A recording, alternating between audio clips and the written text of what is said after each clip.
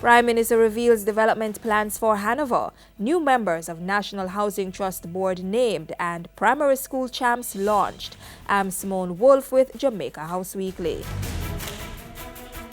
The government that I lead continues to explore additional development possibilities for Hanover in order to create needed jobs for the people of this parish. Prime Minister Portia Simpson-Miller told Hanover residents last week that those development opportunities included plans to rehabilitate roads in the parish.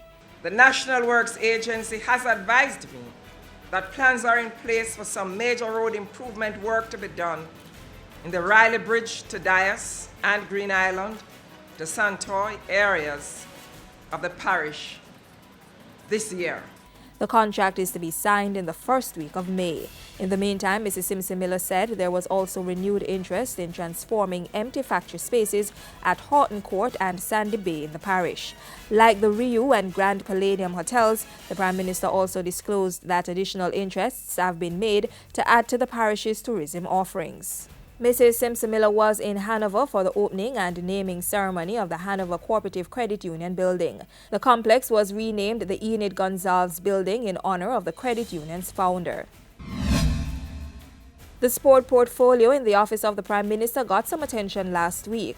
The InSport Surge Island National Primary Championships was launched on April 21, with InSports Chairman Don Anderson encouraging athletes who aspire to join the ranks of Usain Bolt and Shelly-Ann Fraser-Pryce. The sky is really the limit. They started where you are, and therefore you can get where they are by virtue of being the discipline, the commitment, the dedication, the hard work, the training. 4,465 6 to 12-year-old athletes from 95 schools are set to compete in 38 events. The meet is scheduled to run from April 29 to May 2 at the National Stadium. The National Housing Trust has a new board that will serve for 3 years.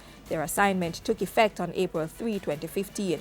At last week's Jamaica House media briefing, Minister responsible for Information, Senator Sandra Faulkner, said Dr. Carlton Davis was the new board chairman.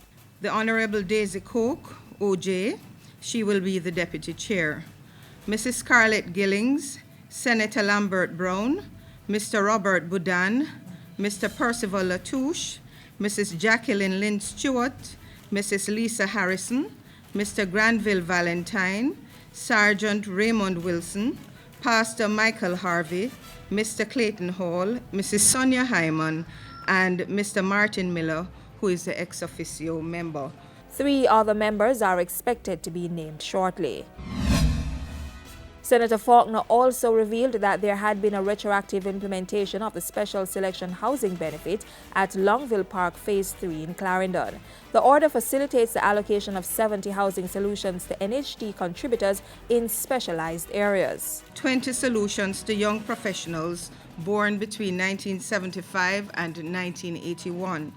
1 solution for a police officer through the Ministry of National Security. 20 solutions to persons whose income placed them in the 1% and 3% income bands. 20 solutions to persons choosing to construct with alternate building systems, and 9 solutions for public sector workers. The Ministry of Justice has gotten Cabinet's approval to purchase lands adjacent to the Yallas Courthouse for expansion purposes. According to Minister Faulkner, the current expansion plans would encroach on neighboring property.